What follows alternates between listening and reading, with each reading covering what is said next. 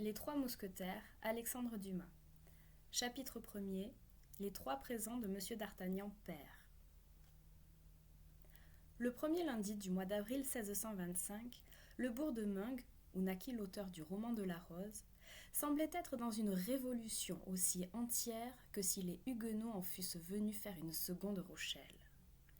Plusieurs bourgeois, voyant s'enfuir les femmes du côté de la Grand-Rue, entendant les enfants crier sur le seuil des portes, se hâtaient d'endosser la cuirasse et, appuyant leur contenance quelque peu incertaine d'un mousquet ou d'une pertuisane, se dirigeaient vers l'hôtellerie du Franc-Meunier, devant laquelle s'empressait en grossissant de minute en minute un groupe compact, bruyant et plein de curiosité.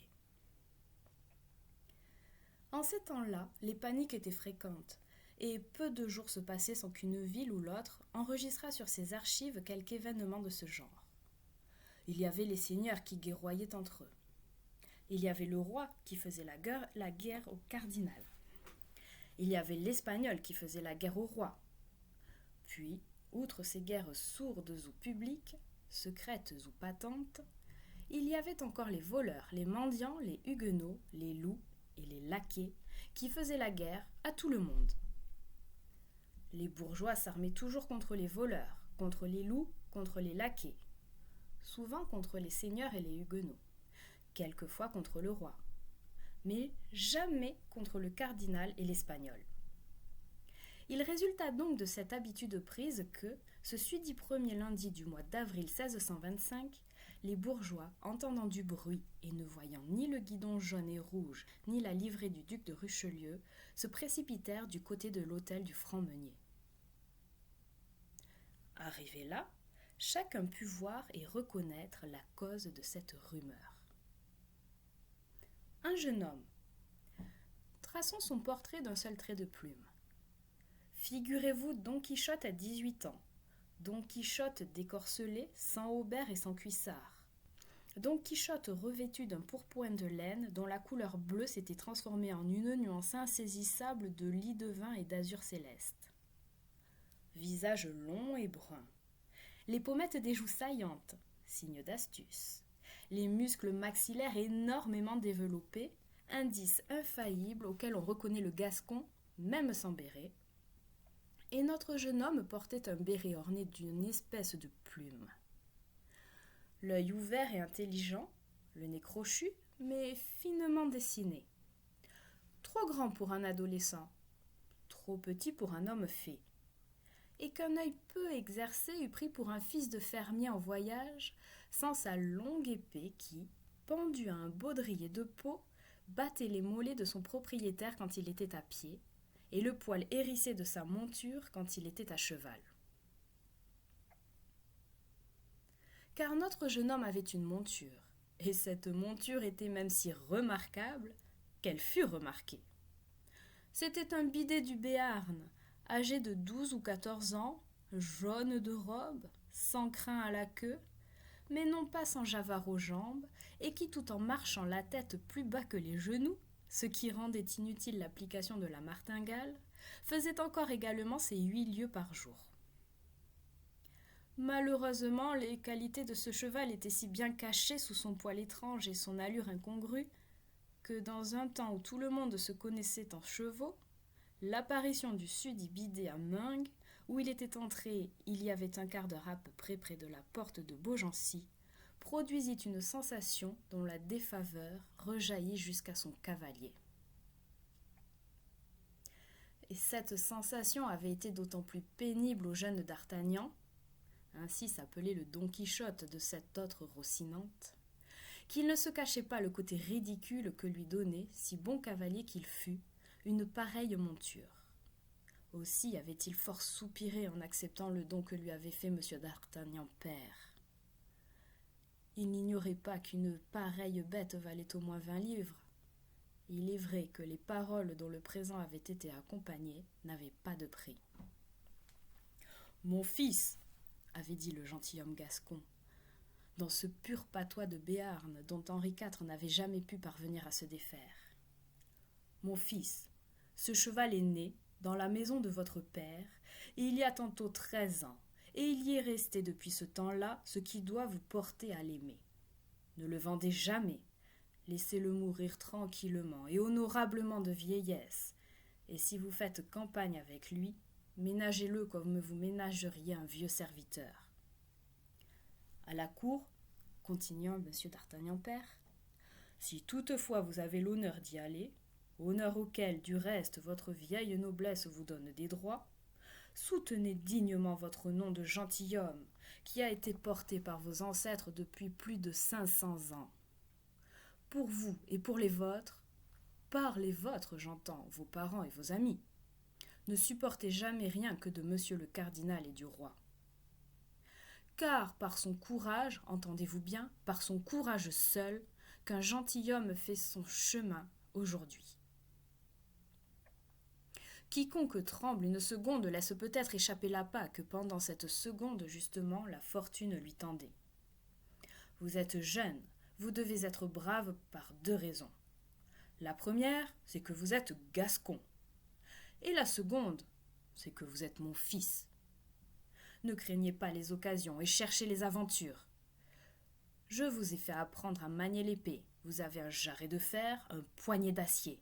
Battez-vous à tout propos. Battez-vous d'autant plus que les duels sont défendus et que par conséquent, il y a 2 fois du courage à se battre. Je n'ai, mon fils, à vous donner que 15 écus, mon cheval et les conseils que vous venez d'entendre. Votre mère y ajoutera la recette d'un certain baume qu'elle tient d'une bohémienne et qui a une vertu miraculeuse pour guérir toute blessure qui n'atteint pas le cœur. Faites votre profit du tout et vivez heureusement et longtemps. Je n'ai plus qu'un mot à ajouter, et c'est un exemple que je vous propose, non pas le mien, car je n'ai moi jamais paru à la cour et n'ai fait que les guerres de religion volontaires. Je veux parler de M. de Tréville, qui était mon voisin autrefois, et qui a eu l'honneur de jouer tout enfant avec notre roi Louis XIII, que Dieu conserve. Quelquefois leur jeu dégénérait en bataille, et dans ces batailles le roi n'était pas toujours le plus fort. Les coups qu'il en reçut lui donnèrent beaucoup d'estime et d'amitié pour M. de Tréville. Plus tard, M. de Tréville se battit contre d'autres dans son premier voyage à Paris, 5 fois. Depuis la mort du feu roi jusqu'à la majorité du jeune, sans compter les guerres et les sièges, 7 fois. Et depuis cette majorité jusqu'aujourd'hui, 100 fois peut-être. Aussi, malgré les édits, les ordonnances et les arrêts, le voilà capitaine des mousquetaires, c'est-à-dire chef d'une légion de César, dont le roi fait un très grand cas et que monsieur le cardinal redoute. Lui qui ne redoute pas grand-chose, comme chacun le sait. De plus, M. de Tréville gagne 10 000 écus par an, c'est donc un fort grand seigneur. Il a commencé comme vous. Allez le voir avec cette lettre et réglez-vous sur lui afin de faire comme lui. Sur quoi, M. d'Artagnan père ceignit à son fils sa propre épée, l'embrassa tendrement sur les 2 joues et lui donna sa bénédiction. En sortant de la chambre paternelle, le jeune homme trouva sa mère, qui l'attendait avec la fameuse recette dont les conseils que nous venons de rapporter devaient nécessiter un assez fréquent emploi. Les adieux furent de ce côté plus longs et plus tendres qu'ils ne l'avaient été de l'autre. Non pas que M. d'Artagnan n'aimât son fils, qui était sa seule progéniture, mais M. d'Artagnan était un homme, et il eût regardé comme indigne d'un homme de se laisser aller à son émotion, tandis que Madame d'Artagnan était une femme, et de plus était mère. Elle pleura abondamment, et, disons-le à la louange de M. d'Artagnan fils, quelques efforts qu'il tenta pour rester ferme comme le devait être un futur mousquetaire, la nature l'emporta et il versa force larmes, dont il parvint à grand-peine à cacher la moitié. Le même jour, le jeune homme se mit en route, muni des 3 présents paternels et qui se composaient, comme nous l'avons dit, de 15 écus, du cheval et de la lettre pour M. de Tréville. Comme on le pense bien, les conseils avaient été donnés par-dessus le marché. Avec un pareil vadémécum, D'Artagnan se trouva au moral comme au physique une copie exacte du héros de Cervantes, auquel nous l'avons si heureusement comparé lorsque nos devoirs d'historien nous ont fait une nécessité de tracer son portrait. Don Quichotte prenait les moulins à vent pour des géants et les moutons pour des armées. D'Artagnan prit chaque sourire pour une insulte et chaque regard pour une provocation. Il en résulta qu'il ait toujours le poing fermé depuis Tarbes jusqu'à Meung, et que l'un dans l'autre, il porta la main au pommeau de son épée 10 fois par jour. Toutefois, le poing ne descendit sur aucune mâchoire, et l'épée ne sortit point de son fourreau. Ce n'est pas que la vue du malencontreux bidet jaune n'épanouit bien des sourires sur les visages des passants, mais comme au-dessus du bidet sonnait une épée de taille respectable, et qu'au-dessus de cette épée brillait un œil plutôt féroce que fier, les passants réprimaient leur hilarité, ou si l'hilarité l'emportait sur la prudence, ils tâchaient au moins de ne rire que d'un seul côté, comme les masques antiques. D'Artagnan demeura donc majestueux et intact dans sa susceptibilité jusqu'à cette malheureuse ville de Meung. Mais là, comme il descendait de cheval à la porte du franc-meunier sans que personne, hôte, garçon ou palefrenier, fût venu prendre l'étrier au montoir, D'Artagnan avisa à une fenêtre entr'ouverte du rez-de-chaussée un gentilhomme de belle taille, de haute mine, quoiqu'au visage légèrement renfrogné, lequel causait avec 2 personnes qui paraissaient l'écouter avec déférence. D'Artagnan crut tout naturellement, selon son habitude, être l'objet de la conversation et écouta. Cette fois, D'Artagnan ne s'était trompé qu'à moitié. Ce n'était pas de lui qu'il était question, mais de son cheval. Le gentilhomme paraissait énumérer à ses auditeurs toutes ses qualités, et comme, ainsi que je l'ai dit, les auditeurs paraissaient avoir une grande déférence pour le narrateur, ils éclataient de rire à tout moment. Or, comme un demi-sourire suffisait pour éveiller l'irascibilité du jeune homme, on comprend quel effet produisit sur lui tant de bruyante hilarité.